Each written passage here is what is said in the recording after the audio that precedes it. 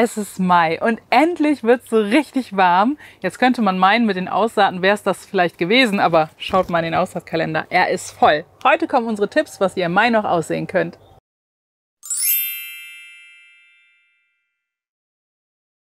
Beginnen wir mit der Kategorie Blattgemüse. Zum Blattgemüse gehören natürlich die verschiedenen bunten Salate, Batavia, Eissalat, Lollo und alle weiteren. Ihr habt vielleicht unseren Online-Kurs schon gesehen, ansonsten schaut gerne mal bei uns auf dem Kanal vorbei. Da haben wir im Detail erklärt, wie wir Salat anbauen. Wichtig ist jetzt, wenn es so warm ist, dann nehmen wir unsere Multitopfplatten, wo wir unsere monatliche Salatplatte aussehen und die können wir draußen hinstellen. Wichtig ist dann eben, sie nicht in die pralle Sonne zu stellen, sondern eher ein bisschen halbschattiger und dann eben auch mit kaltem Wasser anzugießen. Dann klappt das gut mit der Keimung und mit dem Wachstum und wir haben jeden Monat wieder eine bunte Salatplatte, wo wir die Jungpflanzen dann eben an die verschiedenen Stellen setzen können. Außerdem im Bereich Blattgemüse haben wir jetzt noch den Fenchel und den Mangold, die wir jetzt im Mai gut aussehen können. Auch die nicht im Haus, sondern eben draußen. Und weiter geht es mit dem Kohlgemüse. Auch da können wir jetzt im Mai eine ganze Menge aussehen. Das machen wir jetzt nicht mehr im Haus oder im Gewächshaus, sondern die stehen auch draußen. Kohlgemüse hat eine Keimtemperatur von 15 bis 20 Grad ungefähr. Also wenn es wirklich so heiß ist, dann stellen wir die Aussaatplatten natürlich auch etwas halbschattiger, gießen auch hier mit kaltem Wasser an. Und wichtiger Tipp: Wenn ihr erfahrungsgemäß Schwierigkeiten mit der Kohlfliege habt, die ihre Eier ablegt in der Erde und dann gehen die an die Wurzeln, dann bastelt euch direkt so eine Gemüseschutzhaube, wo ihr die schon über die Jungpflanzen stellen könnt, wenn die gekeimt sind und die Jungpflanzen ihre Größe erreicht haben, dass da direkt von Anfang an so eine Gemüseschutznetzhaube, so einen Kasten kann man sich leicht bauen, drüber steht, dann seid ihr auf der sicheren Seite. Also es ist ähnlich wie beim Salat, wobei Salat hat eine Keimtemperatur von 10 bis 15 oder 16 Grad. Beim Kohl haben wir 15 bis 20 Grad. Da haben wir ein Auge drauf, dass es passt, dass sie, wenn es so heiß ist, eben nicht so sehr in der Sonne stehen und dann funktioniert das auch. Konkret in den Aussaaten vom Kohl sind wir hier bei Weißkohl, Rotkohl, Rosenkohl, Brokkoli, Grünkohl und natürlich auch der Palmkohl, nicht zu vergessen der Winterwirsing. Die nächste Kategorie ist bei uns das Zwiebelgemüse. Und jetzt im Mai ist das konkret noch der Winterporree. Jetzt ist sowieso noch die Zeit, die letzte Eisenbahn daran zu denken, Gemüse auszusehen, damit wir den Winter über, also gerade jetzt bei Winterporree oder Kohl, dass wir da Gemüse im Beet stehen haben. Übrigens zum Anbau von Zwiebelgemüse findet ihr bei uns auch einen kostenlosen Online-Kurs, wo wir im Detail erklären, wie wir unser Zwiebelgemüse erfolgreich anbauen. Und da öfters mal die Frage kommt, erstmal vielen Dank für alle, die bei uns einkaufen und uns unterstützen. Wir haben in unserem Shop eine eigene Kategorie mit schon vorgefertigten, zusammengestellten Sets, wie zum Beispiel Herbstset, da sind dann alle Saaten für den Herbst mit dabei. Ihr könnt aber auch so ein Set auch selber ergänzen, wenn ihr dazu Tütchen aussucht, die euch fehlen. Oder ihr könnt auch direkt von vornherein im kompletten Kiosk-Shop euch die Tütchen zusammenklicken, die ihr eben braucht, die euch fehlen. Dann wird euch eine individuelle Box zusammengestellt. Also vielen lieben Dank an für eure Unterstützung. Beim Wurzelgemüse finden wir bei uns die Möhre und auch die rote Beete. Die können wir jetzt im Mai aussehen, die können wir aber auch noch im Juni aussehen oder eben auch in beiden Monaten aussehen.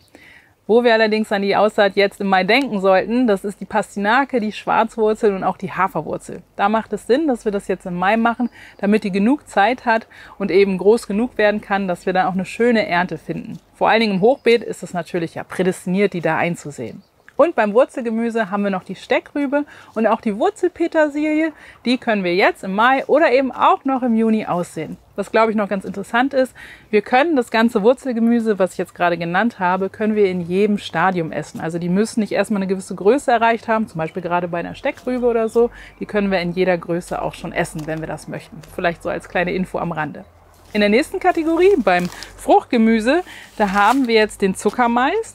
Den Zuckermais sehen wir zwar draußen vor, wie man das im Kalender auch sehen kann. Wir ziehen ihn aber vor, weil es mit der Keimung dann manchmal doch etwas unterschiedlich ist. Und noch ein kleiner Tipp, jetzt im Mai, wenn ihr noch eine Tomatensorte habt, Saatgut da habt und es ist eure Lieblingssorte oder ihr möchtet sie gerne ausprobieren, ja, der optimale Zeitpunkt ist März oder eben zur Not auch im April. Aber wenn ihr das jetzt Anfang Mai macht, dann klappt das auch noch. Vielleicht werden nicht mehr die obersten Tomaten die Früchte ausreifen, aber die unteren auf jeden Fall. Also lasst euch nicht davon abbringen, wenn ihr jetzt noch eure Lieblingstomate oder was Neues eben aussehen möchtet.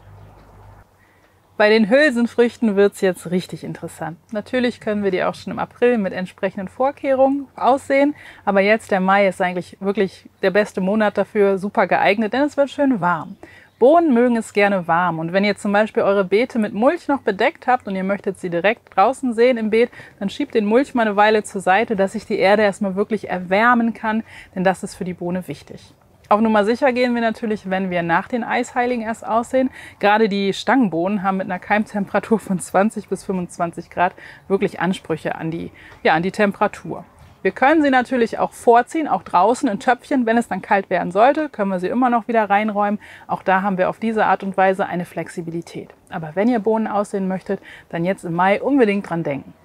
Nicht zu vergessen, der Dauerbrenner, Zuckererbsen und Markerbsen. Die können wir jetzt im Mai aussehen, aber auch im Juni und natürlich auch im Juli oder eben dann auch mehrmals und versetzt. Wenn man ein Hochbeet hat, umso besser. Dann kann man sie auch am Rand platzsparend einsehen und dann wachsen sie runterrankend und wir können immer zwischendurch naschen. Also Markerbsen oder Zuckerschoten dürfen im Gemüsegarten natürlich nicht fehlen. Im Mai sind natürlich die Aussaaten der Kürbisgewächse mit auf der Liste. Hier zum Beispiel von den Gurken. Übrigens zum Anbau von Gurken haben wir einen eigenen Online-Kurs, den findet ihr auch bei uns auf dem Kanal. Gurken mögen es nicht pikiert zu werden, da setzen wir direkt das Saatgut in die Töpfchen. Oder wenn ihr eine Direktsaat machen möchtet im Garten, dann ist es wie bei den Bohnen, den Mulch erstmal zur Seite schieben, damit die Erde warm werden kann und dann können wir da säen. Und bei den Gurken ist es eine gute Idee, das Wetter ist ja nicht wirklich planbar, dass wir auch hier 2 Sätze aussehen, dann können wir die Erntezeit verlängern und haben eine Ausfallsicherheit. Natürlich sind es nicht nur die Gurken, sondern auch Zucchini und Kürbisse werden jetzt ausgesät und wir haben eine recht hohe Keimtemperatur von 20 bis 25 Grad und in unserem Aussaatkalender findet ihr ein Zeichen mit einem Häuschen, das bedeutet hier geschützt, wie zum Beispiel in einem Gewächshaus können wir jetzt im Mai gut aussehen. Wir müssen einfach auf die Temperaturen achten, denn wenn es zu kalt wird, dann fühlen sich die Pflanzen ja überhaupt nicht mehr wohl, das wäre schade drum. In unseren letzten beiden Kategorien im Aussaatkalender für Mai finden wir Kräuter und eben auch Blumen. Und wenn ihr uns schon länger folgt, dann wisst ihr, dass wir damit nicht sparen, nicht geizen, denn Blumen, essbare Blüten hier und auch Kräuter im Gemüsegarten zwischen den ganzen anderen Kulturpflanzen machen sich immer gut und damit kann man eigentlich nicht so viel haben. Außer, Beispiel, es geht um den Platzbedarf. Wenn ich zum Beispiel eine Cosmea pflanze, die ist ja recht hoch und recht groß, sollte ich sie vielleicht nicht zu nah an einen Kohl setzen, also dass sie nicht in Konkurrenz sind. Da würde ich vielleicht eher eine Kamille oder eine Gewürztagetes reinsetzen, dann passt das ganz gut.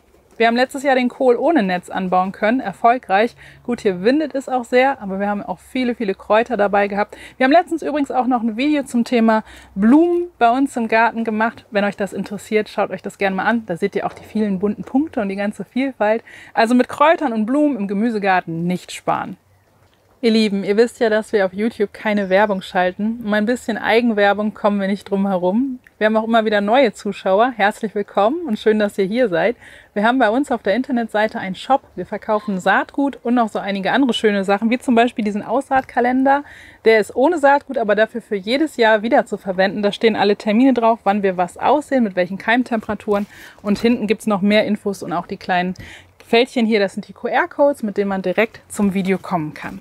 Wir freuen uns sehr über eure Unterstützung und wir freuen uns auch sehr, wenn euch die Videos gefallen. Wir geben uns sehr viel Mühe damit und in der Saison sind es jetzt auch wöchentlich 2 Videos gewesen, die wir online gestellt haben.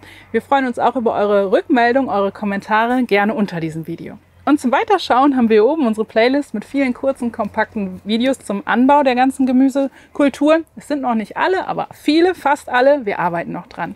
Und hier unten findet ihr noch eine Playlist zum Thema Kartoffelanbau.